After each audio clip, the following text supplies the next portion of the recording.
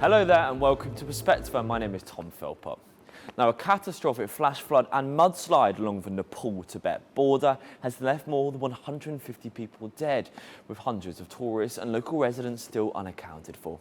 The disaster struck an area popular with trekkers and pilgrims, turning roads and river valleys into channels of mud and debris. Among those reported missing are more than 100 Indian nationals, 54 Americans and 33 Britons, along with more than 100 Nepalis. In Tibet, the Chinese state media reports at least 3 deaths and 265 people are missing. The scale of the tragedy is still emerging, with rescue teams searching through damaged communities and authorities trying to establish the whereabouts of those who remain unaccounted for. With dramatic footage from the Girong border crossing shows people running as a massive wall of water and mud crashes into the buildings. Families in Kathmandu have gathered outside hospitals, desperately waiting for news of relatives who are travelling through the region.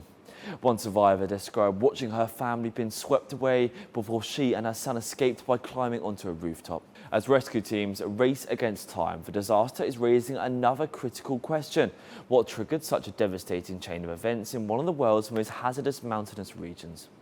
Well, authorities initially suspected an earthquake had triggered the disaster, but the US Geological Survey now says its analysis indicates that the seismic energy was generated by a landslide. And with hundreds still missing, the final human toll could rise significantly. The devastation stretches far beyond a single flood zone.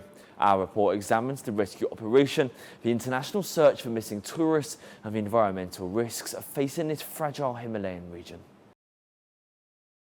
A journey through the Himalayas turned into a desperate fight for survival. In a region visited by thousands of pilgrims and trekkers, sudden flooding and landslides swept through roads, settlements, and border facilities, leaving destruction across the Nepal-Tibet corridor. Bridges were damaged, communications disrupted, and entire stretches of the route became inaccessible. For families, the disaster has become a race against uncertainty. Hospitals in Kathmandu have received survivors transported from the affected areas by helicopter. Outside medical facilities, relatives have waited for hours, searching lists of survivors and hoping for any information about those who have disappeared. The missing include citizens from several countries, turning the disaster into an international emergency. Ukraine says 53 of its citizens are currently missing, while Australia says it is working to establish the welfare of Australians believed to have been in the affected area. The geography of the region makes rescue operations particularly difficult. High mountains, narrow valleys, and unstable slopes can turn a single natural hazard into a chain reaction. A landslide can block a river. Water can then build up behind the obstruction before suddenly breaking through, sending enormous volumes of debris downstream. That danger continues even after the initial flood has passed. The affected region is also one of South Asia's major religious and tourism corridors. Nearby destinations include Lake Mansarovar near Mount Kailash in Tibet and Gosai Kunda in Nepal's Rasua district.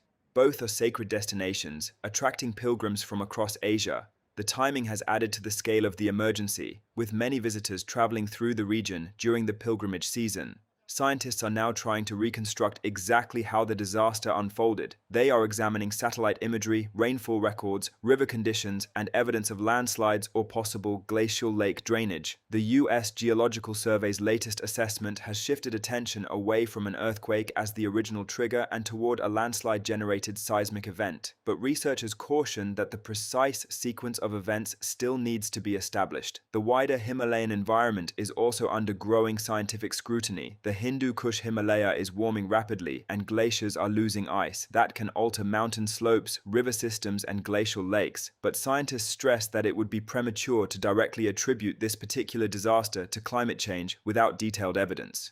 What is clear is that multiple hazards can interact in mountainous terrain, making extreme events especially difficult to predict. Rescue workers, police, and army personnel are themselves among those reported missing. Power workers have also been caught in the disaster, adding to the difficulties of restoring essential services. Authorities are facing the enormous task of reaching isolated areas while accounting for people from Nepal and multiple foreign countries. The images from the border crossing capture the terrifying speed of the disaster, but behind every missing person figure is a family waiting for answers. And as rescuers continue their search, authorities are confronting 2 challenges at once: finding those who may still be alive, and understanding why the mountains unleashed such destructive force. The full scale of the tragedy may only become clear in the days ahead. The disaster has left Nepal confronting a major humanitarian and rescue challenge, where governments all around the world work to establish the fate of their citizens. The Australian government says it is aware of Australians in the affected area and is working with Nepalese authorities and tour operators to confirm their welfare. For families of the missing, however, official statements offer little comfort until their loved ones are located. Nepal's Prime Minister Narendra Shah has described the nation as shocked and deeply distressed. And with police officers, soldiers and power workers also among those missing, the emergency is affecting not only the tourists but the people working on the ground. Authorities are now facing a difficult search across a mountainous landscape where further landslides and unstable terrain could put rescuers at risk. At the same time, scientists are examining whether rainfall, melting ice, unstable slopes or other factors contributed to the disaster. The Himalayan region is already experiencing rapid environmental change, including accelerating glacier loss, although researchers caution that it is still too early to establish a direct link between climate change and this particular event. But now the priority is finding survivors, accounting for the missing and delivering assistance to devastated communities. The disaster has once again exposed the vulnerability of people travelling and living in one of the world's most dramatic and dangerous mountain environments. And as rescue teams continue their work, the hope remains that some of those missing will still be found alive. So to discuss the environmental factors behind the devastating Nepal floods and landscapes and the region's growing vulnerability to extreme weather. Hello and welcome to Perspectiva here on Asiaone. What triggered this catastrophic flash flood and mudslide, and what do we know now about the sequence of events? So, as per the preliminary scientific assessments, basically we can call it, high mountain cryosphere disaster that occurred, in at the border of Nepal and Tibet, and because there was this glacial lake outburst floods. The glacial lakes emerged because the melting of the glaciers it has been exacerbated because of the global climate change.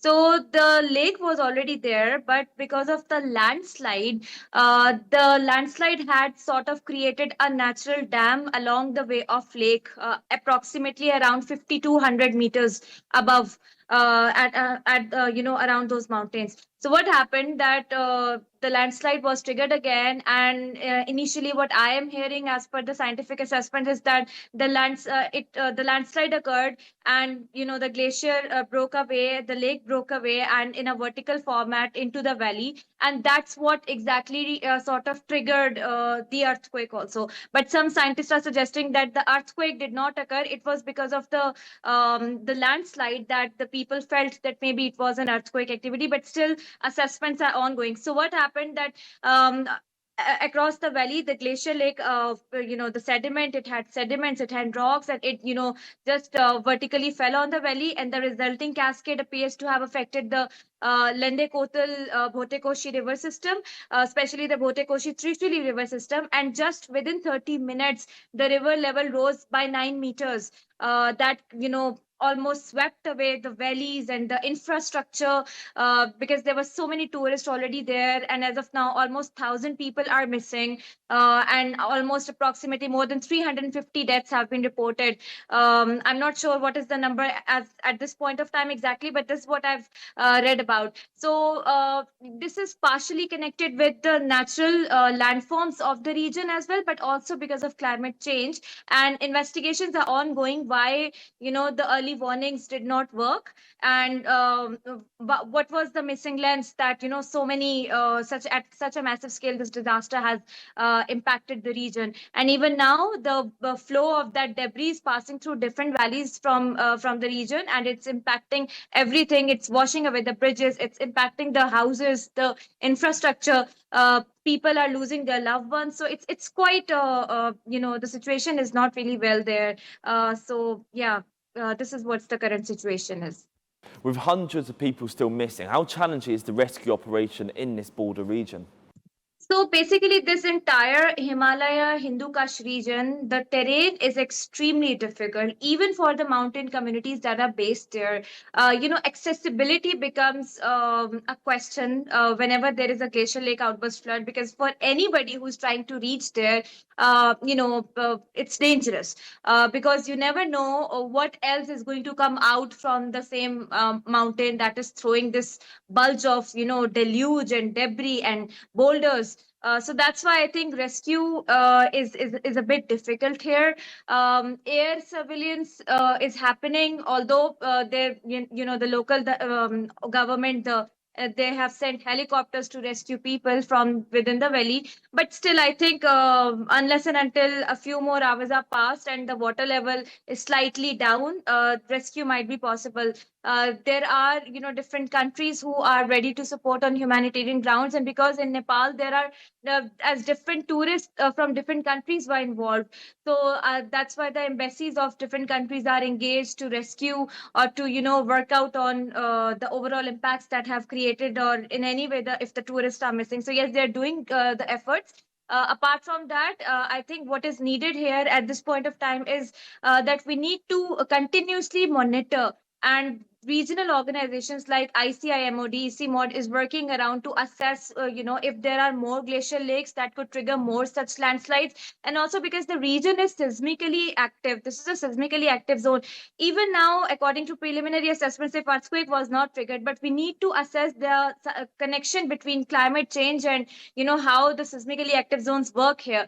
So when glacier mass is being reducing because of constant melting, and the weight is being lifted off from the zones from above the mountains, definitely energy will no longer remain suppressed. So this is a challenge not just for Nepal. This disaster is not only Nepal centric. This disaster must be viewed from a third pole lens, because these glaciers, these mountains are the third pole of the world. So this is going to trigger. They support more than 2 billion people in South Asia region. We have shared ecological resources. So anything that impacts Nepal through the Himalayas is going to create impacts for other countries as well if we do not act. So this is an interconnected disaster, and I think all the regional countries and international countries are ready to offer support to Nepal in any way possible. Well, how realistic is the possibility that death toll could rise significantly as rescue teams reach more remote areas? So, as far as I have tried to understand the valleys and, the tourism sector of that area, basically there are different the tourist centric places and attractions there, right between the mountains, where people go for different meditational practices and even religious practices. So it's a very popular tourist spot, especially during this season, during vacations, as most of the time people love to visit these regions. So I think as of now, more than 1,000 people are missing. So I think the toll could be higher. God forbid, because this is something that the amount of water that we have seen in the videos. I mean, this is something that at least I have never seen before. It looked like a sort of tsunami, coming out from the mountain directly. So it was huge. So I think in that perspective, the toll is expected to rise. This is what we are hearing from the Nepalese news channels as well, because there were many tourists and not just the locals. And like water is passing through different valleys, the deluge is passing, and so it's creating impact across many other areas as well downstream. So, because it's still there, it's passing through. So you never know what the exact number is going to be. It depends upon the local infrastructure that's getting washed away. If it houses people, if it houses, tourists, how many are there, what the early warning systems are, working, how the rescue teams are approaching, how, the alarms are, helping the people to leave those areas from where the deluge is passing through right now. So I think these are the efforts that will result in, securing more lives, saving more people. Of course, infrastructure damage is going to be there, but the thing what matter is how we secure life lives, and even the livestock assets and other assets that people think are valuable, and they could help themselves to move away from that region. Secondly, because it's a mountainous terrain, so and water that's coming from height, its speed and its velocity is very high, so you have very little window to rescue, you have very little window to move away. But even now, because the landslide has already erupted, so people are being informed downstream that move away from the route of the water, that it's going to create impacts. And also I'm constantly hearing from the different colleagues from Nepal that they are warning people of stop making videos of the incoming deluge because it might impact them. They need to run for their lives. So I think we have to remain responsible here, try to protect ourselves and even the fellow colleagues that are there in Nepal. So it's very important. The signaling, the messaging is very important. Well, how vulnerable are Nepal's pilgrimage and their trekking routes to sudden floods, landslides, and other extreme mountain hazards? So according to the ICIMOD's data and statistics, because they are constantly monitoring and providing evidence-based research, over the last 30 years, Nepal has lost almost 65% of the ice mass in the glaciers because of intense warming. Secondly, Nepal witnesses a lot of wildfires too, which is an indication of how rapidly the temperature is increasing there. The warming trends are increasing. Just between the year 2001 and 2020, almost one third of the ice mass was lost in Nepal. So this is the evidence generated by ICIMOD that I'm quoting here. And Nepal is one of the most vulnerable regions, again, just like other South Asian countries, where they face earthquakes, and sometimes earthquakes trigger landslides too. They face glacial lake outburst floods constantly. The mountain communities are very much exposed. Even just last year in July, there was this incident reported in one of the Supra Lake, glacial lake. It burst open and it resulted in deaths of many people in the mountain areas of Nepal. Even before that, there have been many incidences. So Nepal is extremely vulnerable. And now this is a debate of climate justice and even regional climate action. Uh, South Asian countries have a lot of population dependent upon these resources in the mountains, but they do not have financial means to, work out on strengthening climate action. This is where global actors need to get involved, because the impacts that, for example, the recent disaster has created, as I told you, it impacted tourists who are visiting the places. It does not recognize borders, it does not recognize passports. So any impact, if the third pole is losing its ice mass, it's going to create impacts in Europe as well, it's going to create impacts in US and for other countries as well, because the warming trends are increasing. Just recently, the ocean's carbon dioxide absorption limit is increasing day by day. Our forests, we are losing them. Even if deforestation is not there, because of wildfires, we are losing. Throughout the world, wildfires has become an emerging risk. So if this is what's happening in the south, and if developed countries do not support the region, it's going to knock their doors as well. So I think in this perspective, based on the evidence and scientific evidence, regional governments need to integrate the region by strengthening climate action through climate diplomacy, and then global actors need to support. They need to provide support, because this is an emergency that does not recognize borders. And I believe that because, of course, these kind of glacier masses, if they are melting so rapidly, it's increasing the sea level as well. It's increasing the migration trends as well. People are bound to migrate from these kind of areas, even if it's not happening, externally. Internally, if it happens, it will trigger the external migration eventually. So how does the world see that? How does the world see the burden on ecological resources, the immigration challenges and everything? So I think this is all connected. That's why the scientists, we have been warning everyone that, stop working in silos, stop collaborating. This is the time where we need to act. We are the generation who can act and who can slow down this devastation. After us, it's going to become a point of no return. So here I do invite the world to think about it and start working around it now. Well, what immediate steps should Nepal and neighbouring countries take to improve early warning systems and protect tourists and local communities? Early warning systems are mission critical for any country that is dependent upon the Himalayas, the Hindu Kush region, whether that's Pakistan, Nepal, India, the entire region, even China. they have an important role.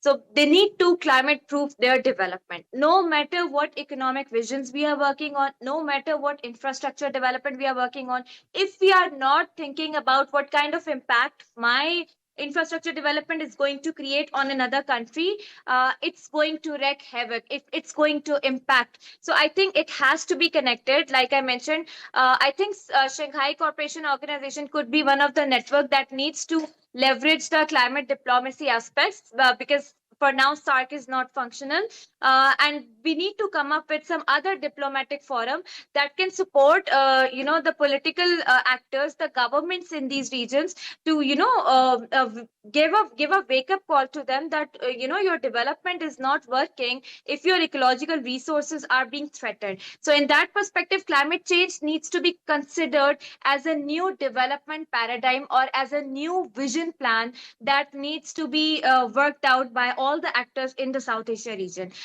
Secondly, coming towards the role of developed countries, of course, they do invest in South Asia, whether that's economic investment or any other social side investment. But around climate, what they're doing is they're providing more loans. This region does not require loan. We are already a region under a lot of debt. So I think in that perspective, more grants, technology, transfer capacity, building support needs to be provided. Our early warning system, for example, the avalanche occurred at around, above 5,000 meters. So it's very difficult to acquire those systems. Those are very expensive to install it at this height to monitor the glacier situation. If we had those systems, this kind of avalanche, the life loss could have been prevented. At least the people who were there at that point of time and in the valley, they could have been warned. So I think early warning system investment should be there.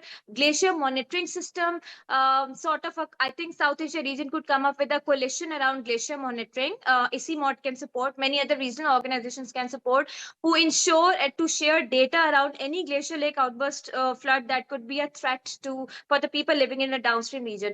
Food security, water resource management is in our other connected areas where a lot of diplomatic measures needs to be strengthened. I think there's a lot we need to do, but I think we must stop waiting for others to support us. We must start working towards the action. We need to break the ice where it comes to the dialogue not happening around climate change. We need to break the ice where it comes to dialogue not happening around shared ecological resources, and we need to come up with how these communities needs to be supported who are getting impacted directly. And for that, we need to involve their voices as well. So it has to be a lot of multi-crisis diplomacy where all stakeholders need to work. It has to be based on financing mechanisms that are not loans. It has to be based on community involvement, because there's a lot of local indigenous knowledge that needs to be documented and scaled up, based on the fact that if we integrate it and make it part of the early warning system mechanism, it could be very beneficial.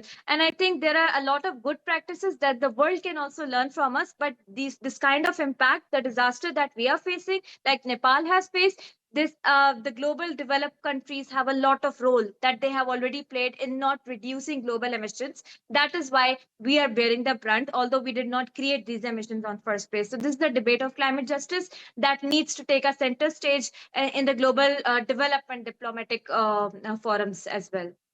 Beyond the immediate rescue operation, does this disaster expose a much bigger failure in disaster preparedness all across the Himalayan region? I think this is something that is not only common for Nepalis only. A glacier lake outburst flood, if it happens in any of the South Asian country, the focus is usually, unfortunately, on response. But I think this is not common to South Asia only. Even if you see Europe, the focus is mostly response centric. And now, although they, especially in context of wildfires, and although their monitoring is really good, but focus is mostly response centric. For climate change and these kind of disasters, we have to focus more towards adaptation, proactive, anticipatory approaches, and proactive planning, so that the loss and damage is prevented. We cannot stop floods. We cannot stop the glacial lake outburst floods. But what we can do is we can at least improve the early warning systems. We can at least improve the resilience of the communities so that they don't have to, migrate or lose their assets every time this kind of danger is there. We can improve, the last mile delivery of the services and the financing that could help develop, improve the infrastructure or climate proof the infrastructure that is very much needed in these areas. So I think in this perspective, what we need to do is we need to take up a holistic approach from socio-economic lens, holistic approach from the political lens as well.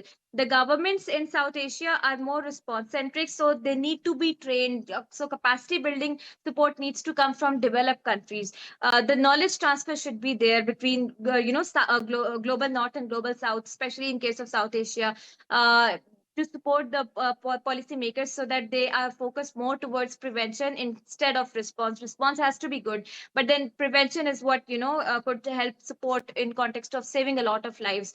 Apart from this, early warning system does not always have to be a lot of sophisticated technology. Early warning system could be built easily by engaging the communities. They know how sensitive the mountains are. They know their terrain well, better than us who don't live in the mountains, but they understand the dynamics. So they have been living there for decades now. So I think in having their voices could help prevent the disaster at first place. But then they also need support in context of incentives. They also need support in context of how they're managing the landforms, and performance based incentive mechanism should be there for mountain communities because their challenges are very different. Coming towards the overall regional climate policy, it is still missing. If I compare South Asia with any other global South region, it is the least integrated region, unfortunately, and most conflict prone because of the conflict over shared ecological resources. I think here regional actors like China can play a very important role. They have the technology, they have the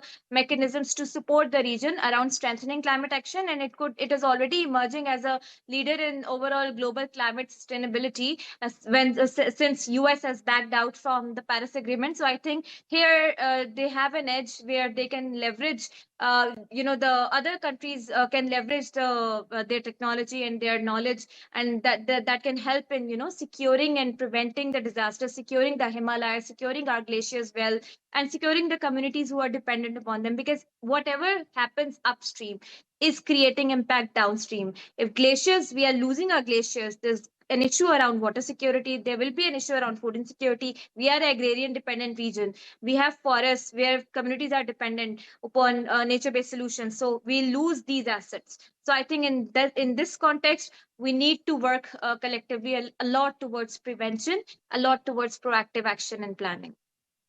Thank you so much. Appreciate it.